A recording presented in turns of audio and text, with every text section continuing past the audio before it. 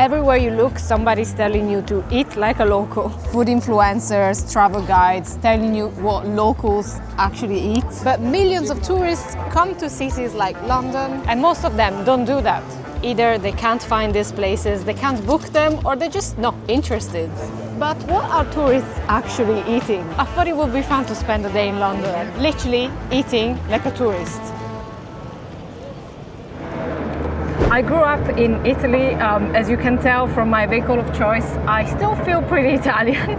But I've spent 14 years here in London, and in a sense, I've really grown up here as an adult. So I guess I'm a bit of a hybrid, part local, part tourist.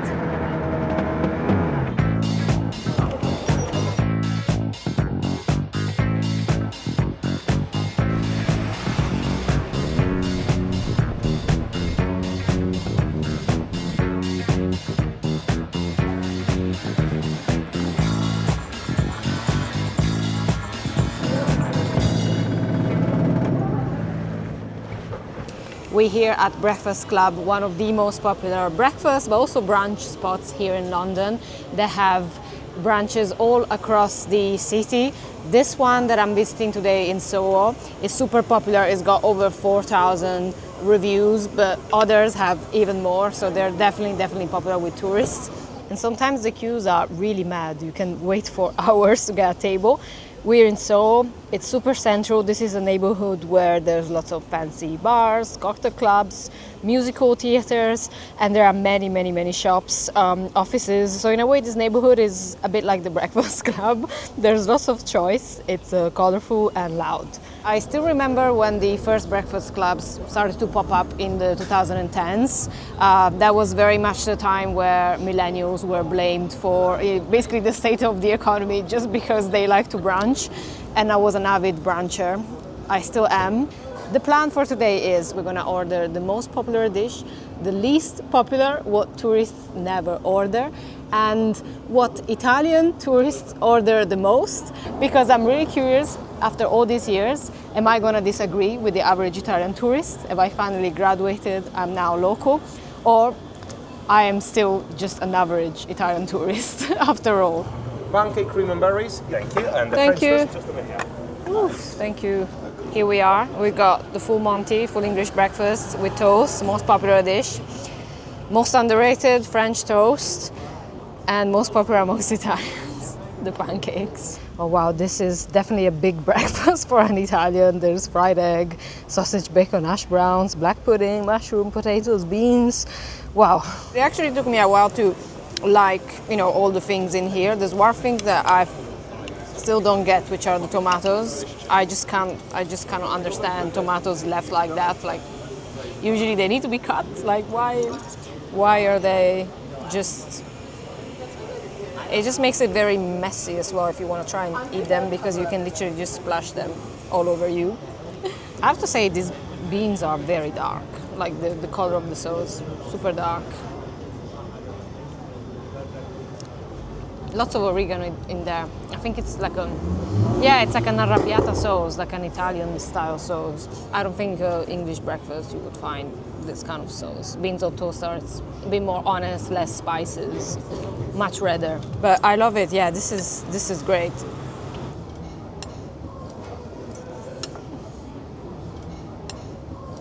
Good, honest English sausage, as locals would say. If you don't know, black pudding actually is a sausage, but it has no meat in it. It's dried pig's blood with cereal, but you don't actually taste the blood at all. It just adds acidity to the dish. I love the texture of this black pudding as well. It's nice when it has this like crispy top. Right, let's try the French toast now. Most underrated. Let's see, I think just because there's so much else. It is sugar bomb. It is very sugary. The texture reminds me of like creme pâtissière, but maybe I'm being too fancy today. I'm gonna try the pancakes. Like, guys, what are we doing? Why are we being so extra? Always so extra. We found an Italian waiter that actually helped me with the choice, because I was gonna order eggs, I thought the Italians were coming here and ordering things like eggs Benedict, eggs Florentine, but he actually said pancakes all along.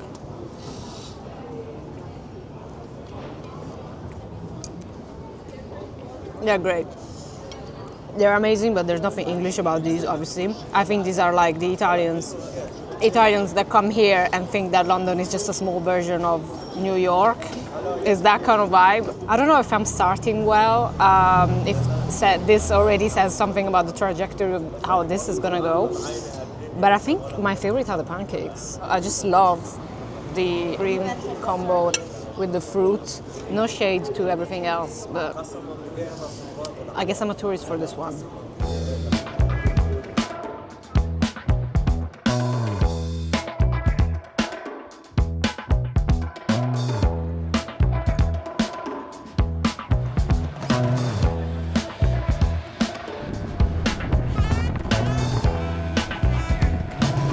Wait, what is this?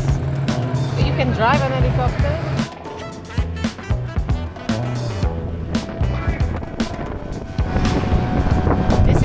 My favorite rides along the embankment is amazing. Even though they put a few speed cameras in the last few years, so you need to be careful. You can't just get lost in the view.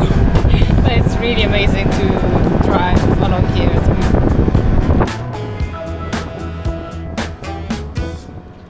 And you know what they say? Have you even visited London if you haven't tried Indian food? Well, that's exactly what we're gonna do now. We're on our way to Dishoom, one of the most iconic restaurants in London. Dishoom has this cozy, warm, very nostalgic vibe to it, and it's inspired by the cafés in Bombay. Obviously, I've never been to Bombay, so I kind of attest how the vibe is like over there. But I can tell you that, yeah, you can hear by the music, this neighborhood kind of matches that vibe. This is Shoreditch. This is the epicenter of London arts scene. There's a lot of young businesses, cafes. It's a very vibrant neighborhood.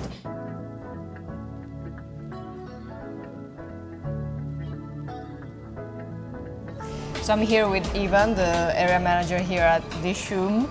Hello. And he's ordered a little feast for us. Yes. So, to start with, we have one of the favorites in Dishoom. This is usually eaten in Bombay. It's got a little bit of Portuguese influence with the paus, some mixed vegetables and potatoes all mashed up together with some herbs and spices. Onions, coriander and lime. Is usually served in a chapati beach in a very casual style where everybody sits around some sort of carpet and you share the food as you walk on the promenades of Bombay. wow, I'm so excited about the bun as well.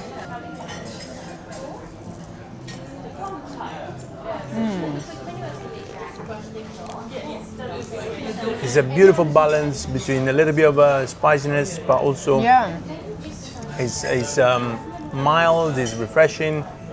So rich as well. Yeah. Murmala is one of the mildest dish on the menu. It's marinated for a few hours with cheese, yogurt, spices. Because of the level of spice that is quite low and mild, this is one of the favorites of Italian guests coming and visiting Dishoom.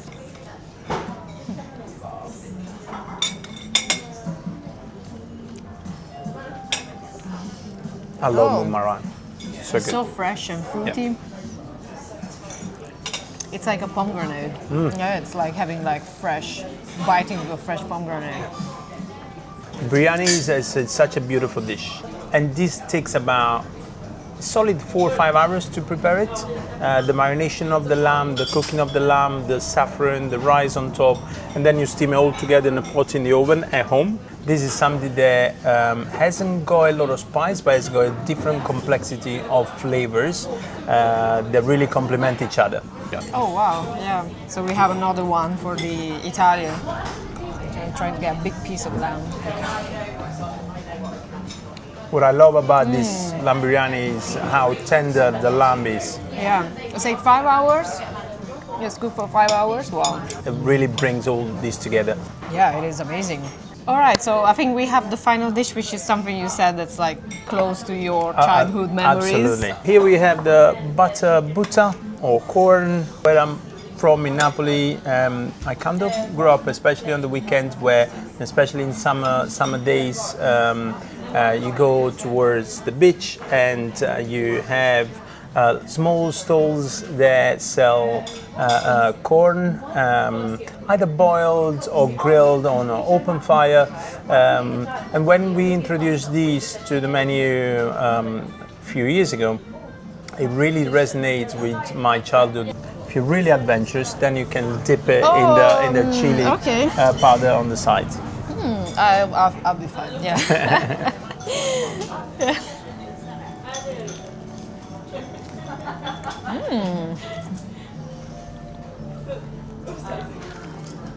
Love that. See, I didn't grow up with corn.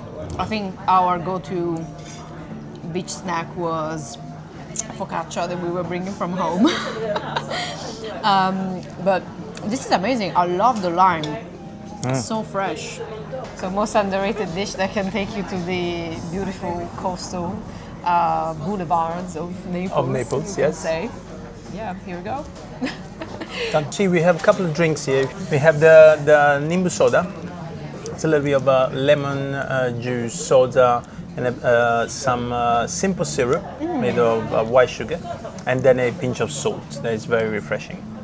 Cheers. Cheers.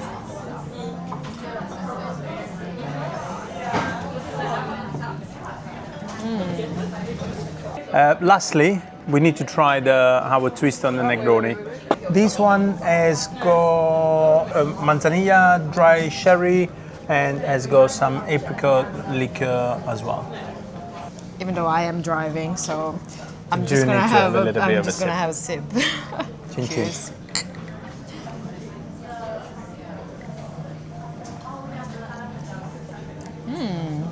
Very refreshing. Oh yeah, nice.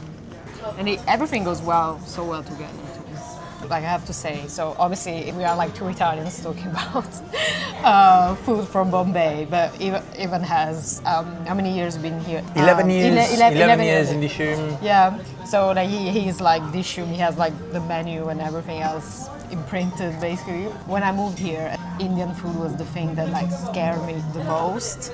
There was something that was really intimidating about it, maybe because like visually it looked very different and unfamiliar, but it's so nice to actually hear you talking about these similarities that have again nothing to do with how things look, but it's more about how they're enjoyed and how then you experience the eating, like the tasting. And yeah, I have to say I feel so connected to to the food, even though I've never been to one. Absolutely, it takes some time to adjust, but then as I joined the company, I learned about the food, I learned about the tradition. I was lucky enough to visit Bombay with the founders and really being exposed to something that was, again, not something that I was too familiar with. And now, having Dishoom 5 days a week at least. It's something that you go for the future. It's something that I need to have as part of me. So I have more malai than pasta nowadays. So it's it something can happen. See, it's possible. It can happen for sure.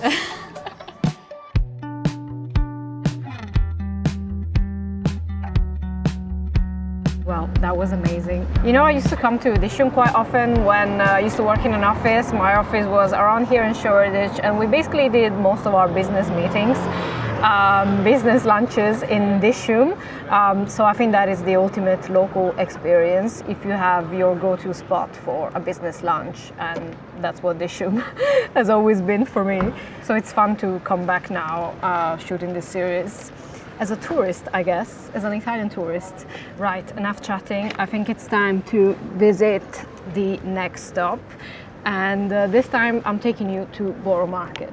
So, of course, a tourist would take the tube or maybe just the bus actually, because we just need to cross London Bridge from here. But I'm on my Vespa, so of course, that's how I'm gonna get there. So let's see, to go to Borough Market, City Mapper is telling me that it's gonna take about 23 minutes. So let's see if I can beat that. It's gonna literally be red versus red. Red bus versus red Vespa. Let's see who wins.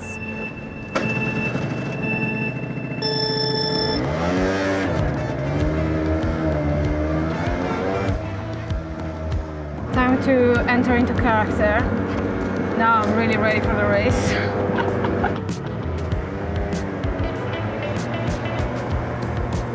Vespa, if you're watching, we need to do a collab. I need to put this disclaimer up here, which is don't try this at home.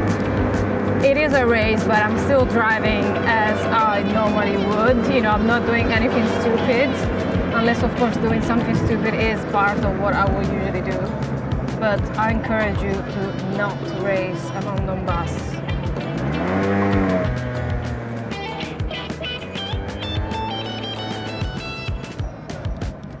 Here we are, Borough Market. Wow, 12 minutes. I guess the red Vespa has beaten the red bus. Red Dragon, that's the color of my Vespa. Appropriate.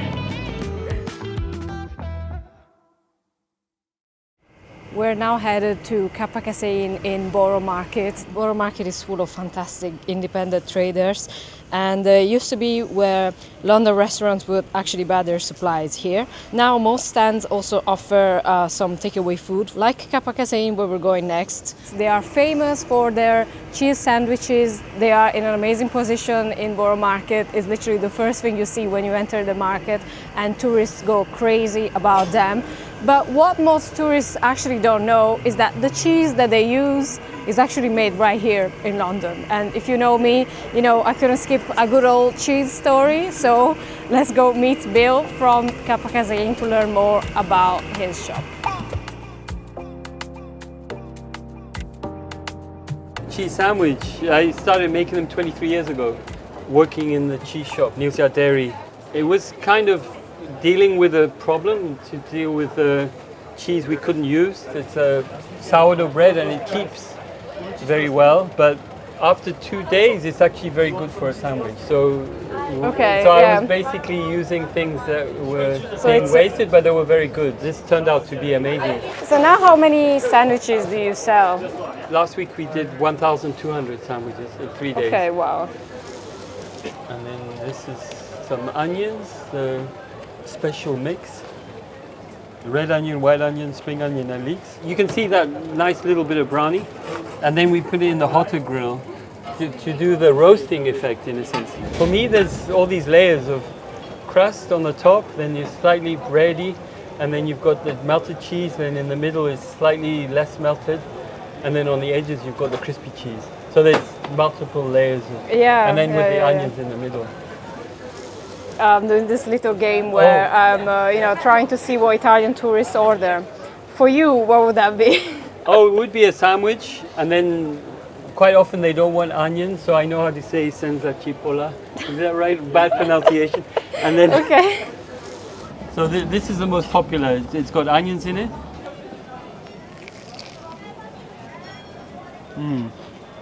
Yeah, the bread is so crispy, and the cheese, it goes well with the bread. It's that combination. It's slightly sour, the bread, and the cheese. Yeah, I think I like the onion here. Yeah. It complements well the cheese because it melts a bit as well. It cooks it a little bit, I think. Yeah. It gives us a little sweetness and a slight spiciness, I think. So what cheese is this? It's Montgomery cheddar. It's slightly nutty. Yeah. It's slightly drier cheddar. It's also wet. Yeah. And you were saying that you also use cheese that you make here in Bermondsey to make this. Yeah. So we make Bermondsey Hard Pressed, which is like Gruyere, and we also make London raclette. And this will be your most underrated dishes, you know? Yeah. Possibly. But I think they're kind of special because we make them with raw milk and they're made in London. Claudia from the future reporting from duty. This is an impromptu visit to the dairy to see how the Bermondsey Hard Pressed is made. You can see that the cheese is made like an Alpine cheese, signature copper vats that we have seen in the Trentin Grana episode. if you're interested in Alpine cheese making, you can come here to London or you can watch that video as well. Oh, these are beautiful. So that's 1 year old. It was made on the 6th of May 2025. There's a kind of slightly pineapple flavor. Yeah, absolutely. Yeah. Yeah. Nice kind of sweet, but then there's also umami. Like pineapple, yeah. All the equipment I have is from Switzerland, so it's Alpine. So you're saying that somewhere in London there is like proper Alpine style cheese being made. Yeah. And all the people queuing here have no idea. About it. Yeah. That's a shame. All right, so now I'm gonna just try this one here, which is no onion, right? Yeah. I mean, that's how I started originally. The no onion, yeah. I mean, tastes just as good. It's just, there's something missing. I think cheddar works very well as well with onions. Like they have some complementary flavors. It's kind of fruity or acidic. Yeah. Whereas this tastes much more, it's a bit more acidic. Like it brings out the acidity of the of the cheese, the sourness. There's no sweetness from the onion. I've been reading a lot about homeostasis, or that's evening out of things. With the onion and the cheese and the bread, I guess there is that balance of equilibrium, or absolutely. What do they call it in Buddhism? There's equanimity. Okay, yeah, sure. So you're saying that the natural way for this to be is with the onion, and the Italians shouldn't really interfere. That's right. Yeah.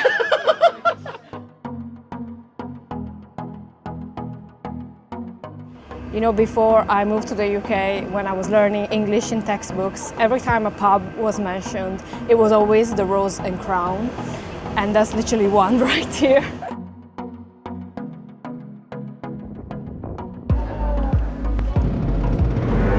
There are still some places where it really makes sense to just take the tube instead of the Vespa. But in general, my day-to-day is so cool to be able to do something door to door. I really got to know the city so well. There is a sense that you really see how the neighborhoods change as you drive, and I love that. I think it really makes me understand London better.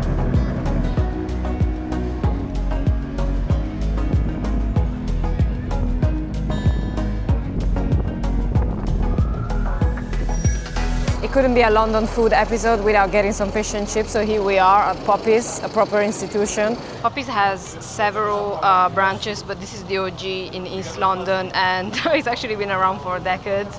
It's kind of playing on the post-war 1950s East End of London nostalgia, but obviously I wasn't there, so I can't tell you if it's accurate or not. But it's a very cool place. I think as a tourist, instead of getting fish and chips at a pub, you come here, there is music, very nice decor, and it just puts you in a good mood. So here we're gonna get the cod, for sure the most popular. Then we are getting the calamari. That's gonna be my Italian order. Just because I know some Italians are a bit wuss and they're really scared of the whole fish and chips thing. And I've seen some friends, I've taken some friends here and they've had calamari, so I'm gonna use my friends as very, very reliable source. Hi, takeaway. Hi, can I get a cod, then a calamari, and then can I ask, what is the most underrated dish that you think you serve here? Like the one that you serve the least? Yeah, I want to try something new. Lemon toast is very nice. But lemon toast they have both. Okay, so I'll go for one of that as well. Yeah. So you want the Cod, calamari rings, and lemon sauce. Some mushy peas as well, yeah. Thank you. Have a lovely evening. Oh, thank you. Ooh. It's very warm. Right. Let's start from the cod. It is the first time that I have fish and chips takeaway, but it has stayed nice and warm in the boot of my Vespa.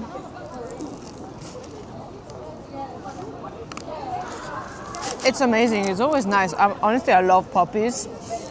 It's such a easy, convenient place, and the quality is always great. The fish is super tasty.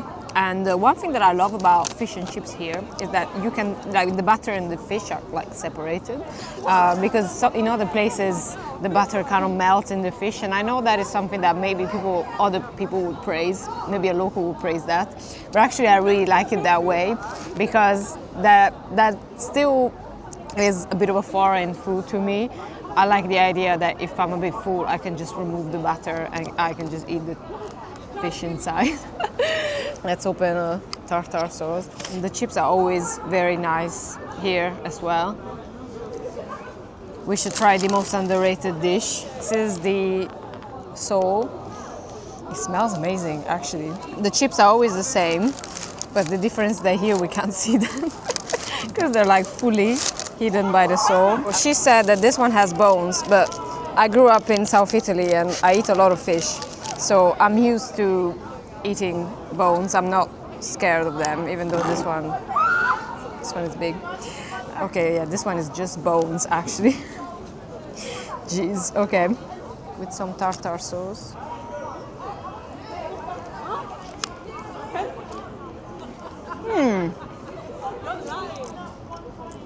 This one is great. I'm not sure how it can be the most underrated dish, but I think it's just the bones, but it's very, very tender.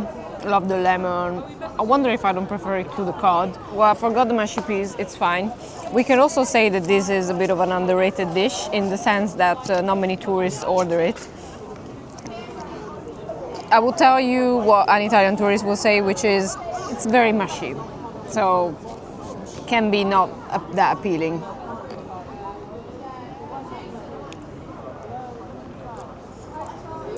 Actually loving this texture like this. I prefer it to garden peas.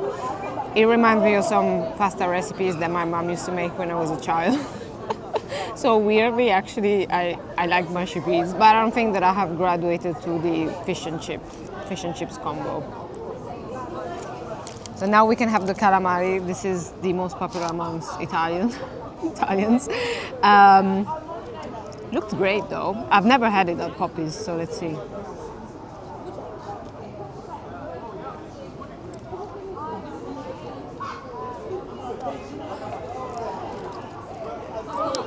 Maybe it's a bit soft. I was expecting it to be a bit more grilled. I think an Italian would really expect like a nice crunchy texture. I love the butter, but here, weirdly, I don't like that it's separating. It's separating from the calamari, so that would be my very Italian comment. I think today I've sort of seen my Italian self being challenged many times. So I agree with the Italians. I think I'm still a tourist.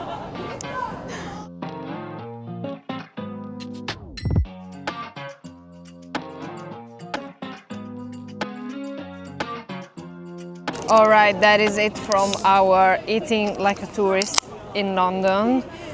24 hours on fire. I think I deserve a beer. Let me know what you think of this series. This is the first time I try something like this, and I had a lot of fun. As I said, it was really fun to challenge myself as a local, but also as a tourist. I don't think I could ever fit into any of these categories anymore. I'm really, it's all ruined for me. I'm forever going to be a hybrid, and that's okay. I think it gives me a very interesting perspective, and that means I can still come to places like these, Poppies and all the other ones that we have seen today, and I can still act like a tourist and challenge that tourist energy. Yeah, these people are definitely challenging some kind of energy. I don't think it's their tourist energy. But yeah, I can still come to places like this and channel this tourist energy if I want.